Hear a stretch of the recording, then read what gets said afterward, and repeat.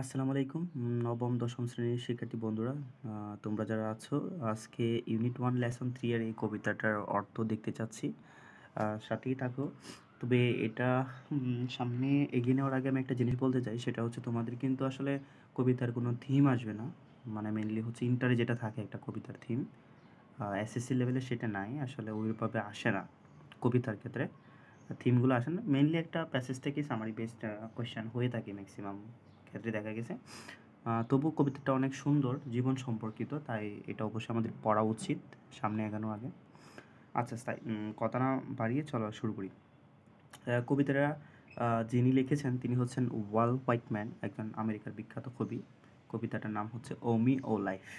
ও me, দেখো এরপরে কিন্তু একটা ও মি ও লাইফের পরে কিন্তু একটা অবশ্যই কি বলে এটাকে, নোট অফ এক্সক্লামেশন রয়েছে। ও লাইফের পরেও নোট অফ এক্সক্লামেশন রয়েছে।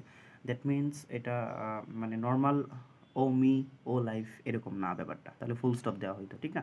মানে একটু হতাশা হইতে পারে, একটু আবেগ হইতে পারে, একটু ভয় হইতে পারে, একটু কান্না হইতে পারে, এই টাইপের শব্দগুলোর পরে আমরা এক্সপ্রেশন হিসাবে কিন্তু নোট অফ এক্সক্লামেশন বা বিস্ময়কর চিহ্ন দিই, ঠিক আছে? বিস্ময়সূচক চিহ্ন যেটা, সেটা দেওয়া হয়ে থাকে।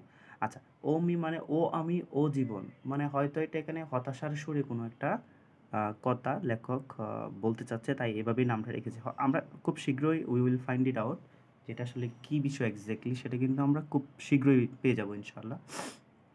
এখন সরি, ও মি ও লাইফ, ও ও ও আমি ও জীবন। তো এই সম্পর্কিত কবিতা প্রথম, ও ওয়াল হোয়াইটম্যানের প্রথম line, O me O life, ও আমি ও জীবন, of the questions of this recurring, the questions এই প্রশ্নগুলো অফ দিস রিকারিং বারবার, মানে হাই আমি হাই জীবন এভাবে বলতে পারো, ও না দিয়ে হাই আমি হাই জীবন। আচ্ছা, এখানে before entering in the main part of our poem, let me tell you something that আমরা কিন্তু কবিতাগুলোর ক্ষেত্রে অনেক সময় একদম ডিরেক্ট মিনিং করে অর্থ পাই না। এটা হচ্ছে তোমরা বাংলা কবিতা পড়লে, বাংলা বই সেটা দেখতে পারবা যে একটা হিডেন মিনিং থাকে, একটা হচ্ছে ইনডিরেক্ট মিনিং থাকে। তো এই লাইনগুলো আসলে অনেক সময় ইনডিরেক্ট মিনিং হয়, বাংলা কবিতায় যদি হয় তাহলে বুঝতেই পারতেছে, ইংলিশ কবিতাতে আরও বেশি হবে। সো অনেক সময় কি বলে এটা, আক্ষরিক অর্থে কবিতার হিডেন মিনিং বোঝানো যায় না, তাই আমরা হচ্ছে পরিপূর্ণ লাইন আনার চেষ্টা করি, বা হচ্ছে অন্যভাবে প্রাসঙ্গিক ক্রমিক বা বোঝানোর চেষ্টা করি, সেটাই করবো ইনশাল্লাহ। Of the questions of this recurring, মানে হাই জীবন, হাই আমি হাই জীবন, এই কোয়েশ্চনগুলো বারবার কি হচ্ছে, বারবার আসতেছে। রিকারিং মানে হচ্ছে বারবার আবর্তন করা বা বারবার আসা এরকম। Of the questions of this recurring of the endless trains. আচ্ছা, of the endless trains, endless মানে কি, যেটা শেষ নাই, অন্তহীন। ট্রেন্স মানে হচ্ছে ট্রেন অফ দ্য ফেথলেস, যারা অবিশ্বাসী, যাদের বিশ্বাস নাই, তাদের অন্তহীন train of সিটিজ filled with the foolish. মানে এই জীবনটা সম্পর্কে সে বলতেছে কেমন, যে অন্তহীনদের, বিশ্বাসহীনদের অন্তহীন ট্রেন অফ সিটিস, শহরগুলো কিসে পরিপূর্ণ, ফিল্ড উইথ দ্য ফুলিশ, মানে হচ্ছে বোকা লোকদের দ্বারা শহরগুলো পরিপূর্ণ। Of myself for ever reproaching myself, আমি নিজেই নিজেকে সবসময় নিন্দা করি। রিপ্রোচিং মাই সেলফ, আমি নিজেই নিজেকে মানে সব, ফর এভার অর্থ চিরতরে, বাট এটাকে এখানে সবসময় অর্থে ব্যবহৃত হবে।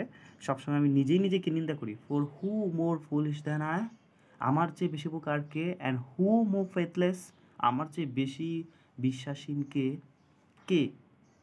মানে এখানে যে প্রথমে যেটা বলছে যে ও মাই লাইফ, ও হাই জীবন, of the endless trains of the faithless, এই জীবনটা যারা বিশ্বাস নাই তাদের কিন্তু একটা অন্তহীন ট্রেন, যেটা চলতেই থাকে, মানে শেষ হয় না, তার গন্তব্য কখনো আসে না, বিশ্বাসহীনদের জন্য আর কি লেখক বলতেছে। তো সেক্ষেত্রে সে নিজেকেও বলতেছে, আমার চেয়ে বেশি বোকা কে, আমার চেয়ে বেশি অবিশ্বাসী কে? অফ আইস, লুক, মাঝ বরাবর, of eyes that vainly crave the light, of eyes আমার চোখগুলো, দ্যাট ভেইনলি যেটা মানে অযথা, ভেইনলি মানে অযথা, ক্রেভ দ্য লাইট মানে আলোর প্রার্থনা করে, ক্রেভ মানে প্রার্থনা করা, আশা করা কোনো কিছু। তো of eyes that vainly crave the light, আমার এই চোখগুলো, দ্যাট ভেইনলি যেটা অযথা, ক্রেভ মানে বারবার, সরি, প্রার্থনা করে, দ্য লাইট আলোর প্রার্থনা করে, অফ দ্য অবজেক্টস মিন বস্তুগুলোর অর্থ প্রার্থনা করে, and of the struggle ever renew, and of the struggle এবং হচ্ছে যে সংগ্রামগুলো প্রত্যেকবার নতুন নতুন হয় সেগুলোর আশা করে, যে সংগ্রামগুলো বা যে বস্তুগুলো অর্থ আশা করে, সংগ্রামগুলো যেগুলো প্রত্যেকবার নতুন নতুন করে নতুন রূপে ফিরে, সেগুলো আশা করে। Of the poor results of all, এবং এই সংগ্রামগুলোর এই সবগুলো বস্তুর অর্থ এই সব কিছুর মানে যেটা আমি আশা করি বারবার যে এই লাইটটা পাবো, আলোটা পাবো, কিন্তু বারবার কী রেজাল্ট হয়? ব্যাড রেজাল্ট হয়, পোর রেজাল্ট অফ অল। এই সবগুলোর কী হয়?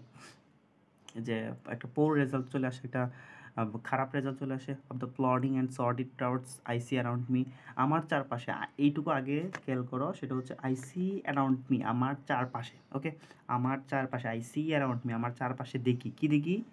প্লডিং অ্যান্ড সর্ডিড ক্রাউডস, মানে আমার চারপাশে ভালো কিছু দেখি না। এক কথায় হচ্ছে প্লডিং মানে যারা অলস টাইপের, যেমন টিকি টিকি চলে হুদাই, এরকম দেখবা অনেক সময় যে হচ্ছে আমাদের বাড়ির আঙ্গনায় বা আশেপাশে রাস্তায় কোনো কাজ নাই, সারাদিন কালে এইভাবে একটু একটু টিকি টিকি হাঁটতেছে, মানে সময় নষ্ট করার জন্য, এটাকে বলে প্লডিং। ঠিক আছে, এখন তো আবার ফোন চলে আসছে, তাই ফোনে নষ্ট করে সময়টা। তো অফ দ্য প্লডিং মানে হচ্ছে টিকি টিকে চলা বা হচ্ছে অলসভাবে জীবনযাপন করা, অ্যান্ড সর্ডিড মানে হচ্ছে খারাপ জঘন্য নোংরা টাইপের ক্রাউডস, মানে ভিড় যেটাকে বলে, যে আমি সবসময় তো আমার চারপাশে এরকম দেখি, মানে সব সময় আমার চারপাশে অলস নোংরা বা খারাপ জঘন্য লোকদের ভিড় দেখি। Of the MT and useless years of the rest, বলতেছে বছরের পর বছর চলে যায় একদম কোনো কিছু না করে, ইউজলেস এবং এমটি ভাবে। With the rest me inter wind, এই যে রেস্টটা, এই যে মানে বছরটা চলে যাওয়াটা, অনেক বছর ধরে টানা চলে যাওয়াটা, এটাকে আমি আবার কি করি? ইন্টার উইন্ড করি। আচ্ছা, ইন্টার উইন্ড, এখানে একটা জিনিসটা আমি একটু বোঝানোর চেষ্টা করি, সেটা হচ্ছে উইন্ড এমনিতে, উইন্ড মানে হচ্ছে উইন্ড, আচ্ছা মনে রাখার জন্য তোমাদের বলতে পারি, সেটা হচ্ছে WIND। উইন্ড অর্থ কি? বাতাস না? ইন্টার উইন্ড, বাতাসের মধ্যে, মানে এই গতিতে, এই প্রবাহ এর মধ্যে আমিও নিজেকে কী করি? সবসময় রেখে দেই। উইথ দ্য রেস্ট মি ইন্টার উইন্ডটা, মানে এই যে বছরের পর বছর চলে যায়, সেটা একদম কোনো কিছু না করে ইউজলেস অ্যান্ড এমটি ওয়েতে আমার চারপাশে যে নোংরা বা হচ্ছে কী বলে, এই অলস লোকগুলোকে দেখে থাকি, এই রেস্টের মধ্যে আমিও নিজেকে ডুবাই ফেলি। ঠিক আছে, দ্য কোয়েশ্চেন, প্রশ্ন হচ্ছে, ও মি, হাই আমি, সো স্যাড, আমি কত দুঃখী, রিকারিং, এগুলো বারবার আসতেই থাকে। হোয়াট গুড এমিট দিস, এটার মধ্যে ভালো কি? এটার মধ্যে এমিট মানে মধ্যে, তো হোয়াট গুড এমিট দিস, এগুলোর মধ্যে ভালো কি আছে? ভালো কি আছে? ও মি, ও লাইফ, হাই আমি, হাই জীবন, মানে প্রশ্ন করছে আসলে। এই ধারায়, এই প্রবাহ, যে স্রোতে যে আমি নিজেকে বারবার গোলায় ফেলি, বারবার ভিতরে এটা দিয়ে দিই, তো এটার মধ্যে ভালো কি আছে? আনসার, একটা লেখক চেষ্টা করতে সেখান থেকে ভালো বের করা। আনসারটা হচ্ছে there you are, that you are here, যে ভালোটা হচ্ছে এইটাই যে তুমি এখানে আছো। That life exist and identity, যে তোমার জীবন এখন অস্তিত্বে আছে এবং তোমার পরিচিতি আছে, এটাই ভালো। ভালো, তুমি এখনও টিকে আছো জীবন সংগ্রামে। That the powerful play goes on, যে এই যে শক্তিশালী নাটক জীবনের পরিক্রমায়, এই দুঃখ সংগ্রাম, এই যে এত কিছু মানে স্যাক্রিফাইস, এই জিনিসগুলো যে আমাদের একটা নাটকের সাথে তুলনা করে বলতেছে, that the powerful play goes on and you may contribute a verse, এবং তুমি কি করতে পারো? কন্ট্রিবিউটও করতে পারো, মানে অবদান রাখতে পারো, এ ভার্স, একটা লাইন, একটা লাইন অবদান রাখতে পারো, ভালো কিছু বলে, ভালো কিছু লেখে। মোট কথা বলি, ও মি অ্যান্ড ও লাইফ কবিতায় আসলে যেটা লেখক বুঝাইতে চাচ্ছে, তোমাদের এত বেশি, যেহেতু এই কবিতার থিম নেই 9-10-এ, তাই হচ্ছে আমাদের এত ডিটেলস জানা দরকার নাই, অন্তত কবিতাটা কি তুমি একটা মোটিভেশন হিসাবে এটা কাজ করতে পারবা।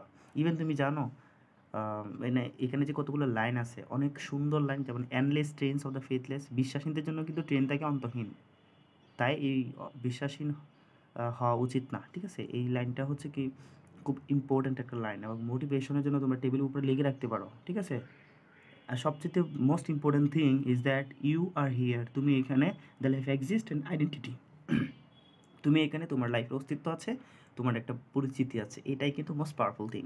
ঠিক আছে, দেন বলতেছে এই নাটক চলতেই থাকবে, এর মাঝে তুমি কিন্তু চাইলে কন্ট্রিবিউট করতে পারো। So moral of the story is that, যে হচ্ছে জীবন অনেক অনেক কিছুর সমন্বয়ে গঠিত, সেটা দুঃখ সংগ্রাম বেদনা, মানে অনেক কিছু চেয়ে প্রার্থনা করেও সেটা হয় না, এরকম অনেক স্ট্রাগল, অনেক বস্তুর মিনিং আমরা বুঝি না। ঠিক আছে, বা হচ্ছে চারপাশে আমাদের পরিবেশ ভালো না, অনেক খারাপ ছেলেপেলে আছে, চারপাশে এনভায়রনমেন্টের কথা বলতেছি, নট অনলি যে ছেলেপেলে, এই এনভায়রনমেন্টে থেকেও আমি বছরের পর বছর চলে যাচ্ছে, কিছু করতে পারতেছি না, আমিও নিজেকে এটির মধ্যে ডুবাই ফেলতেছি। কত না প্ল্যান করি আমরা পড়া নিয়ে, যে সামনের সপ্তাহে থেকে এই করবো সেই করবো, অনেক সময় হয় না, চারপাশের পরিবেশ কিন্তু এটার জন্য অনেক বেশি দায়ী থাকে, আসলে দায়ী থাকেই।